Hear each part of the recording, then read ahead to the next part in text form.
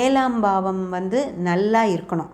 ஏழாம் பாவம் நல்லா இல்லைன்னா முக்கியமான விஷயம் என்ன ஆகும்னா, ஒரு சின்ன இந்த இயற்கை மாற்றம் இருக்குங்களா, ஒரு வெயில் காலம் முடிஞ்சு மழைக்காலம் ஆரம்பிக்குது, மழைக்காலம் முடிஞ்சு குளிர்காலம் ஆரம்பிக்குது அப்படின்னா, அதுக்கான எல்லா நோய்களும் இந்த ஏழாம் பாவ கொஞ்சம் கெட்டவங்களுக்கு தான் வரும். என்னென்னா இந்த காய்ச்சல், சளி பிடிக்கிறது, இந்த வெப்ப கொப்பளங்கள் வர்றது, அந்த மாதிரி சூடு தாங்காமல் அந்த கொப்பளங்கள் வந்துடும், குளிர் தாங்காமல் காய்ச்சல் வரும், அந்த மாதிரி அடிக்கடி சளி பிடிக்கும். அந்த மாதிரி ரெகுலராக ஆனால் இம்சையாக இருக்கக்கூடிய எல்லா நோய்களுமே இந்த ஏழாம் பாவத்தில் தான் இருக்குது ஃப்ரெண்ட்ஸ். அதை விட ரொம்ப முக்கியமான விஷயம் கிட்னி அப்படிங்கிற விஷயமும் இந்த ஏழாம் பாவத்தில் தான் இருக்குது.